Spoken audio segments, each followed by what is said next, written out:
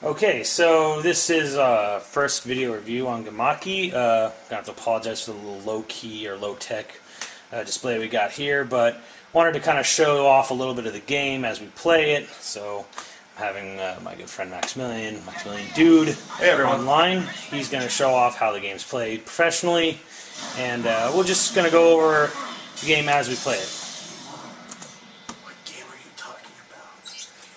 We're totally playing Killer Instinct for Super Nintendo right now? Right. I thought it was Mortal Kombat.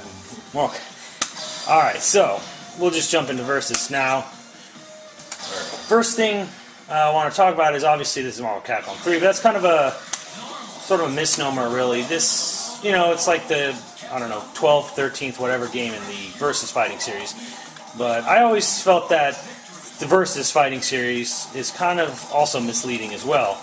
Because actually this type of gameplay did not start in the Versus series. It actually started way back with, I believe the first one was X-Men Children of the Atom, if I'm not mistaken. I don't know if you want to explain a little bit how that all came about. Yeah, the technical origins of Marvel or the Versus series arrived before there were any Versus games. X-Men Children of the Atom was the first introduction of the Jim Lee X-Men that Capcom made a fighting game out of. And then soon after that we got Marvel Superheroes. X-Men Children of the Atom kind of started everything, while Marvel Superheroes became the definitive method of play for how we would be playing Versus games from then on. Things like aerial combos, hypermeter. There were some really wacky things in that game as well, however, that's where it really began. After that we got games like X-Men vs. Street Fighter, and then subsequently Marvel vs. Capcom. Yeah, and moving on from that point, all those games were basically sprite-based, and they all kind of used the same sprites. A lot of I think most people missed was that in Marvel vs. Capcom 2, a lot of like the quote-unquote new-ish characters weren't actually really new, like Silver Samurai, Thanos. They actually all came from Marvel and X-Men, and Children of the Atom, if I'm right there. That's correct, too. A lot of like the weird, obscure characters like Sabretooth and such came from the X-Men vs. Street Fighter, for example, and then things like Spiral, Silver Surfer. They're in the first game, so they've been around the longest of them all, actually. So those actually sprites were just taken from the old games, like Morgan. Yep. Morgan's sprite has been reused infinitely amongst all the games, so can't really even count her. Right. I don't think she actually got a new upgrade model until Tatsunoko. Yep. Which was 3D, but so anyways, one might wonder why is this game 3D when, like, say, games like HD Remix for Street Fighter 2 exist? Well, technically, this game is 2D for the biggest respect. It just looks 3D. Right. And that's the biggest concern when it comes to people who actually are aficionados. Yeah. In this is that the gameplay does not have 3D hitboxes. It's all 2D underneath these pretty little skin. So, but I think the reason why most people may not understand why they're not doing 2D sprites is that it's actually much easier to animate and create a 3D polygon model of a character than it is a 2D image. That's my understanding it anyways. You might know a little more. And people just accept it more now because it looks better according to them. According to them, yeah. So, I mean, all the sprites are new in this game, and they would probably have to be if you went like, say, the HD Remix route. So it actually makes a lot more sense to make it everything 3D polygons, because it actually means the game comes out quicker, and you know you can actually do more. Because with the sprite, you have to animate each individual frame one at a time. Yeah, if we want to get technical, pixel animation takes a very, very long time. While with a 3D model, you literally make the 3D model and then work from that, and without the entire cast doing the same thing. So right. The amount of man hours it takes is at least, I'd say, 3/4 less than building a sprite-based game. But for the sake of the way the games look, the original Versus games, including X-Men Children of the Atom and then Marvel Superheroes, all the way up until X-Men vs. Street Fighter, Marvel Superheroes vs. Street Fighter, and Marvel vs. Capcom, all ran off the same graphics engine. It's Capcom CPS2.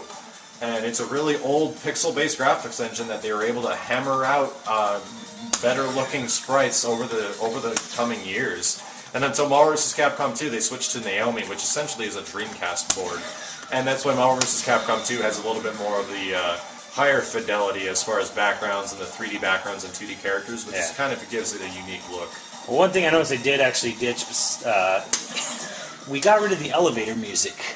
So yeah, the very small mystery, point of fighting games here, but I mean, what would you say to the music in this game? The mystery jazz that was behind Marvel vs. Capcom 2, I'd say was a design decision by someone I have no idea what they were thinking. A lot of the Capcom games in the past have had like remixed rock or remixed electronica, and it's actually worked pretty well, and that's what this game does as well. This game actually takes a lot of old soundtracks and remixes them from the previous games too. That's actually one thing I noticed. I believe Marvel vs. Capcom 1 did it, and the first release in Japan only of Tatsunoko vs. Capcom had the character-specific themes as, you know, playing as who's in the arena. Yeah, which this one does too. Which this one does, and they took that away from MVC2 because it was just like, you know, whatever, however many stages there were, that's however many tracks there were. Which I think is kind of cool myself. I actually kind of like it because... So you thought you guys didn't like that? Take you for a ride. Well, Yeah, the Take You for a Ride was unique, and that was probably the best what came out of Marvel too. It took on a life of its own, really, but I don't think anyone liked the music because they personally thought it was something they would put in their iPods. Or yeah, it wasn't something MP3 you would players. listen to on a casual basis at all, but it honestly did grow on people an awful lot. Yeah. Like, the elevator smooth jazz that is Marvel vs. Capcom 2 ended up becoming kind of loved in the end. Yeah. Because they've been there for so long. Even so much that they actually put remixes of that song in this game. It's true. Take You for a Ride is an instant classic. Yeah. What do you guys think of the character songs? Like, my specific one I like is X-23. She has her own, like, kind of... Yeah, that's actually... You know, that's kind of cool because actually some of the characters have, you know, vocal, you know, soundtracks in this one. Like Dante, X-23, Trish, I think. I may just be instrumental, though. I think it's pretty cool. Personally, I think Iron Man's theme is awful, but... It's not great. Some of them are only okay. Sounds like an early 90s keyboard. The dude who did the music for this game also did the music for Street Fighter 4, so it's very similar fare. Okay. I did not know that. So... Alright. I thought a lot of the songs were, for the characters, were original songs that came from Marvel 1. It is. Like, well, not Marvel 1, it's just all the previous ones. Like, Captain America's theme is the exact same one as old Captain America from, like, Marvel superheroes. Yeah, which is kind of hard to do because a lot of these Marvel characters don't really have a lot of themes. They don't have They don't have like any TV shows to go on. They don't really. Some of them you're don't not have going to movies hear to the go on. X-Men. Yeah, that's probably copyrighted to Fox. That's not going to be here. You know, it's sad, but you know, there you go. Another fun tidbit is that a lot of the X-Men characters in this game were as the result of the community producers at Capcom US. As Marvel, from my understanding, I'm not too big into comics, has become very different from the original Versus games. A lot of those old X-Men, which was what really based those games off, they're not in comics anymore. So Marvel wants to use what's relevant, and they're not relevant anymore.